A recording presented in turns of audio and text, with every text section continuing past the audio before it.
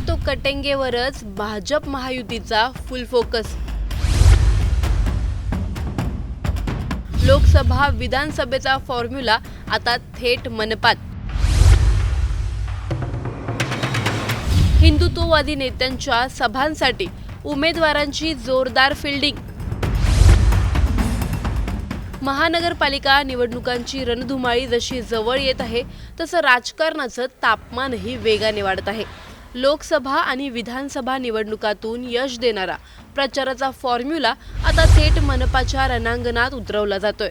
कुठे पोस्टरवर, कुठे व्यासपीठावर, तर कुठे थेट नेत्यांच्या भाषणातून एकच संदेश दिला जातोय। मुंबईपासून महामुंबईपर्यंत उमेदवारांमध्ये एका गोष्टीसाठी चढाओढ सुरू आहे। प्रश्न असा आहे की ही लढाई फक्त नगरसेवक पदासाठी आहे की यामागे मोठ्या राजकीय समीकरणांची रंगीत आखणी सुरू आहे। आगामी मनपा निवडणुकात नेमकं कोणता नॅरेटिव्ह मतदारांच्या मनावर राज्य करणार याची उत्सुकता आता शिगेला पोहोचली आहे।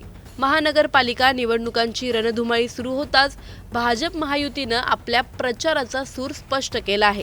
लोकसभा आणि विधानसभा निवडणुकांमध्ये वापरलेला बटेंगे तो कटेंगे हा प्रचार पॅटर्न आता थेट मनपा निवडणुकात उतरवण्यात आला आहे।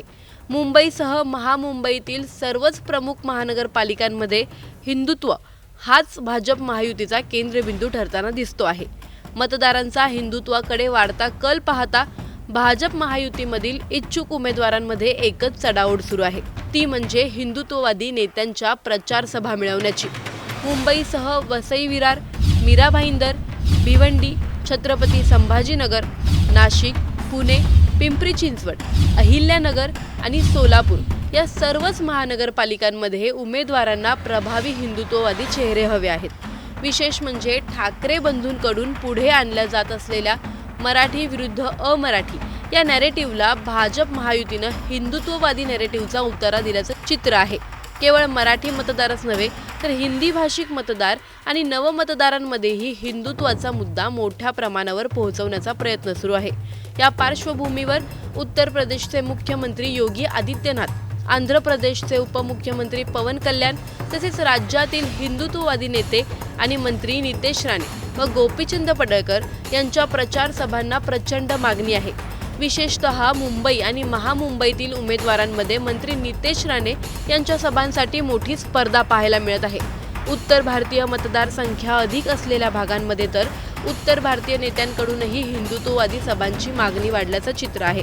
मागील काही दिवसांपासून मुख्यमंत्री देवेंद्र फडणवीस यांनी देखील आपल्या भाषणांमधून हिंदुत्वाबाबत कोणताही कॉम्प्रोमाइज नसेल हे स्पष्ट केलं आहे। त्यामुळे भाजप महायुतीचा प्रचार अधिक आक्रमक, स्पष्ट आणि हिंदुत्व केंद्रित होत चालल्याचं दिसून येत आहे। हिंदुत्वाचा मुद्दा मनपा निवडणुकांमध्ये कितपत निर्णायक ठरणार? शहरी मतदार विकास, पाणी, रस्ते, आरोग्य यांपेक्षा हिंदुत्वालाच प्राधान्य देणार का? बटेंगे तो कटेंगे हा नारा स्थानिक स्वराज्य संस्थांमध्ये किती प्रभावी ठरेल? आणि ठाकरे बंधूंच्या मराठी अस्मितेच्या राजकारणाला भाजप महायुतीचं हिंदुत्व किती आव्हान देऊ शकेल? तुम्हाला या प्रकरणी काय वाटतं? आम्हाला कमेंटमध्ये नक्की कळवा आणि व्हिडिओ आवडल्यास लाईक, शेअर करायला विसरू नका। तसंच अशा नवनवीन अपडेटसाठी टाइम्स नाऊ मराठीच्या सर्व माध्यमांना नक्की फॉलो करा। बटेंगे तो कटेंगेवरच भाजप महायुतीचा फुल फोकस। लोकसभा विधानसभेचा फॉर्म्युला आता थेट मनपात। हिंदुत्ववादी नेत्यांच्या सभांसाठी उमेदवारांची जोरदार फिल्डिंग। महानगरपालिका निवडणुकांची रणधुमाळी जशी जवळ येत आहे तसं राजकारणाचं तापमानही वेगाने वाढत आहे। लोकसभा आणि विधानसभा निवडणुकातून यश देणारा प्रचाराचा फॉर्म्युला आता थेट मनपाच्या रणांगणात उतरवला जातोय। कुठे पोस्टरवर, कुठे व्यासपीठावर, तर कुठे थेट नेत्यांच्या भाषणातून एकच संदेश दिला जातोय। मुंबईपासून महामुंबईपर्यंत उमेदवारांमध्ये एका गोष्टीसाठी चढाओढ सुरू आहे। प्रश्न असा आहे की ही लढाई फक्त नगरसेवक पदासाठी आहे की यामागे मोठ्या राजकीय समीकरणांची रंगीत आखणी सुरू आहे। आगामी मनपा निवडणुकात नेमकं कोणता नॅरेटिव्ह मतदारांच्या मनावर राज्य करणार याची उत्सुकता आता शिगेला पोहोचली आहे। महानगरपालिका निवडणुकांची रणधुमाळी सुरू होताच भाजप महायुतीनं आपल्या प्रचाराचा सूर स्पष्ट केला आहे। लोकसभा आणि विधानसभा निवडणुकांमध्ये वापरलेला बटेंगे तो कटेंगे हा प्रचार पॅटर्न आता थेट मनपा निवडणुकात उतरवण्यात आला आहे। मुंबईसह महामुंबईतील सर्वच प्रमुख महानगरपालिकांमध्ये हिंदुत्व हाच भाजप महायुतीचा केंद्रबिंदू ठरताना दिसतो आहे। मतदारांचा हिंदुत्वाकडे वाढता कल पाहता भाजप महायुतीमधील इच्छुक उमेदवारांमध्ये एकच चढाओढ सुरू आहे, ती म्हणजे हिंदुत्ववादी नेत्यांच्या प्रचार सभा मिळवण्याची। मुंबईसह वसई विरार, मीरा भाईंदर, भिवंडी, छत्रपती संभाजीनगर, नाशिक, पुणे, पिंपरी चिंचवड, अहिल्यानगर आणि सोलापूर या सर्वच महानगरपालिकांमध्ये उमेदवारांना प्रभावी हिंदुत्ववादी चेहरे हवे आहेत। विशेष म्हणजे ठाकरे बंधूंकडून पुढे आणल्या जात असलेल्या मराठी विरुद्ध अमराठी या नॅरेटिव्हला भाजप महायुतीनं हिंदुत्ववादी नॅरेटिव्हचा उतारा दिल्याचं चित्र आहे। केवळ मराठी मतदारच नव्हे तर हिंदी भाषिक मतदार आणि नवमतदारांमध्येही हिंदुत्वाचा मुद्दा मोठ्या प्रमाणावर पोहोचवण्याचा प्रयत्न सुरू आहे। या पार्श्वभूमीवर उत्तर प्रदेशचे मुख्यमंत्री योगी आदित्यनाथ, आंध्र प्रदेशचे उपमुख्यमंत्री पवन कल्याण तसेच राज्यातील हिंदुत्ववादी नेते आणि मंत्री नितेश राणे व गोपीचंद पडळकर यांच्या प्रचार सभांना प्रचंड मागणी आहे। विशेषतः मुंबई आणि महामुंबईतील उमेदवारांमध्ये मंत्री नितेश राणे यांच्या सभांसाठी मोठी स्पर्धा पाहायला मिळत आहे।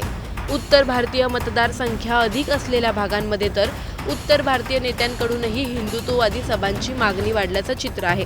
मागील काही दिवसांपासून मुख्यमंत्री देवेंद्र फडणवीस यांनी देखील आपल्या भाषणांमधून हिंदुत्वाबाबत कोणताही कॉम्प्रोमाइज नसेल हे स्पष्ट केलं आहे।